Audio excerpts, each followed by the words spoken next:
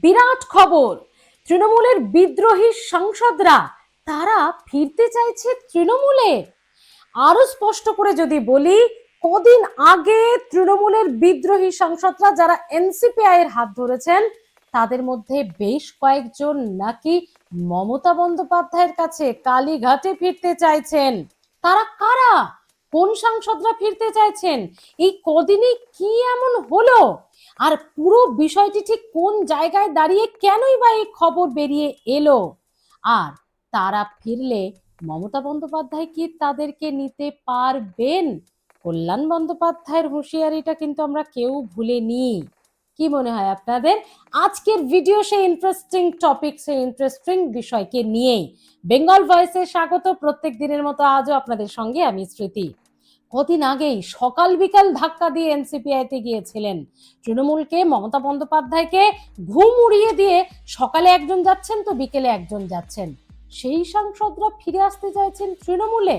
আপনারা ভাববেন, যখন জোর খবর হওয়ার কথা বা শুনছি সৌগত রায় আর শত্রুঘ্ন সিনহাকে সংসদের ক্যান্টিনে জেপি নাড্ডার সঙ্গে দেখা যাচ্ছে, যখন শ্রমিক ভট্টাচার্যের সঙ্গে জুন মালিয়াকে হাত মেলাতে খোশ মেজাজে দেখা যাচ্ছে, যখন এপাশ থেকে ওপাশে চলে যাওয়ার খবর, যখন জোর খবর, তখন একই বলছি যে তারা আবার ফিরে আসতে চাইছেন ওপাশ থেকে এপাশে। হ্যাঁ, এটাই তো জোর খবর। জোর খবর ইতিমধ্যেই জানা যাচ্ছে, দিল্লির অলিন্দে কান পাতলে এই সাংসদরা এনসিপিআই গিয়ে নাকি ভালো নেই, তারা নাকি সন্তুষ্ট হতে পারছেন না। এই সাংসদরা চূড়ান্ত সেকুলার, তারা সেকুলারিজমের কথা বলেন, তাই বিজেপির সঙ্গে নীতিতে তারা মানিয়ে উঠতে পারছেন না। আর এই যে মানিয়ে উঠতে না পারা, সে কারণেই তাদের নাকি ব্যাক টু দ্য প্যাভিলিয়নের ইচ্ছে, এমনটাই শোনা যাচ্ছে দিল্লির অলিন্দে কান পাতলে। শুধু তাই নয়, দুয়ে দুয়ে চারের রাজনীতি জানেন তো, এই দুইটা তো শুনলেন। এই খবরটা কেন উঠছে শুধু এই অলিন্দে কান পাতলে শোনা যাচ্ছে কানাঘুষো জল্পনার ওপর দিচ্ছি আপনাদেরকে? না বন্ধুরা, বাকি দুইটা শুনুন। মঙ্গল মিলন বৈঠক, এনডিএর ডাকা গুরুত্বপূর্ণ বৈঠক, যে বৈঠকে হাজির ছিলেন প্রধানমন্ত্রী অমিত শাহ, এনসিপিআই এর সমস্ত তাবড় নেতারা, সাংসদরা, বিদ্রোহী তৃণমূলের সাংসদরা, এনডিএ শরিকরা, সেখানে হাজির হলেন না এনসিপিআইতে যাওয়া বিদ্রোহী তৃণমূল সাংসদরা।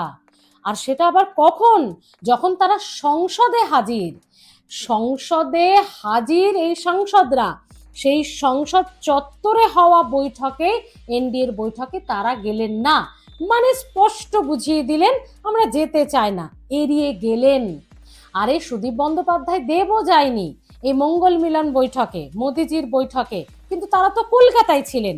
কিন্তু এই সাংসদরা যারা তৃণমূলে ফিরে আসতে চাইছে বলে খবর, তারা সকাল 11টায় সংসদে ঢুকেছেন, সংসদীয় সমস্ত কাজকর্ম করেছেন, কিন্তু সেই সময়ই সংসদ চত্বরে হওয়া মঙ্গল মিলন বৈঠক, এনডিএর বৈঠকে তারা গেলেন না। কি বোঝাতে চাইলেন?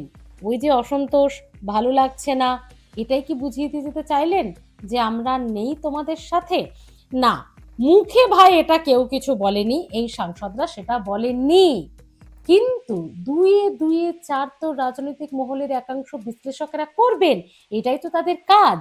এবার প্রশ্ন হলো তারা কারা? নামগুলো শুনলে অনেক অনেক কিছু পরিষ্কার হবে আপনাদের কাছে। নামগুলো শুনুন। তারা তিনজন সাংসদ: খলিলুর রহমান, আবু তাহের, ইউসুফ পাঠান। কি নামগুলো শুনে কিছু মনে হচ্ছে? খলিলুর রহমান, ইউসুফ পাঠান, আবু তাহের। তাদের নাকি এনসিপিআইতে গিয়ে ভালো লাগছে না, তারা নাকি বিজেপির সাথে মানিয়ে উঠতে পারছে না, এটা সূত্রের খবর, সাংসদরা বলেননি। আবার দুয়ে দুয়ে চারে বাকি দুই হলো তারা এনডিএর বৈঠকে কেন গেলেন না? তারা তো ওখানেই ছিলেন, এই কয়েক হাত দূরত্বে তারা বৈঠকে গেলেন না। এখানে প্রশ্ন, কেন? এই কানাঘুষোর মধ্যে যখন এত খবর, তখন আবার বৈঠকেও গেলেন না। শুধু তাই নয়, কথা হচ্ছে যখন এনসিপিআইতে তারা গেলেন, ইউসুফ পাঠান নয়, এই আবু তাহের আর খলিলুর রহমান কি বলেছিলেন আপনাদের মনে আছে কিনা জানি না, স্মরণ করিয়ে দিই। তারা বলেছিলেন সাংবাদিকদের প্রশ্নের উত্তরে, আপনারা বিজেপিতে যাচ্ছেন? বিজেপিতে নয়, আমরা যাচ্ছি এনসিপিআইতে, আমরা এনসিপিআইতে যোগ দিচ্ছি। বিজেপিতে যাচ্ছি না, এনডিএ কে সমর্থন হবে, মোদিজিকে সমর্থন হবে, দেশের দশের উন্নয়নের কাজ করব, সংসদের সাংসদ হয়ে পশ্চিমবঙ্গের উন্নয়নের কাজ করব, কিন্তু বিজেপিতে যাচ্ছি না। মানে শুরু থেকেই আবু তাহের আর খলিলুল্লাহ রহমানের কেবল একটা তাল কাটা গান গাইছিলেন। সেই গানটা শেষে পুরো তালটাই যেন, ছন্দটাই যেন কেটে ফেললেন। না, এখনো সাংসদরা কিন্তু কিছু বলেননি, পুরোটাই জল্পনা, রটনা এবং সূত্রের খবর। আরো একটা মজার কথা, এখানে শুধু দুই দুই চার নয়, দুই দুই দুই, তিনটে দুই বলে ফেললাম। আরেকটা দুই হলো কালীঘাট তৃণমূল সূত্রে জোর খবর, বেশ কয়েকজন বিদ্রোহী সাংসদ যারা এনসিপিআইতে গেছেন তারা নাকি ফিরে আসতে চাইছেন।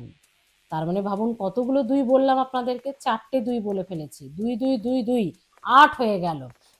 তারা প্রথমে সুরতাল কেটেছিলেন, দ্বিতীয়ত হচ্ছে তারা এনডিএর বৈঠকে গেলেন না, তৃতীয়ত দিল্লির অলিন্দের খবর, চতুর্থত কালীঘাট তৃণমূল সূত্রের খবর, অনেকে ফিরে আসতে চাইছেন। তো রাজনীতিতে সবই সম্ভব। এই সাংসদ বিধায়করা সকালে এক করছেন তো বিকালে এক করছেন, কেউ বুঝে উঠতে পারছেন না তারা কখন কি করবেন। এই তো জুন মালিয়া, মহুয়া, কল্যাণ বন্দ্যোপাধ্যায়, তাদেরকে দেখা গেল শ্রমিক ভট্টাচার্যের সঙ্গে, তো পুরোটাই সৌজন্য সাক্ষাৎ হয়ে গেল, সবাই তাই বললেন, ওকে মানলাম। তারপর আবার দেখা গেল ক্যান্টিনে খোশ মেজাজে সৌগত রায় আর কাকে, শত্রুঘ্ন সিনহাকে, তারাও বললেন ও অনেক দিনের চেনা পরিচয়, বন্ধু, সৌজন্য।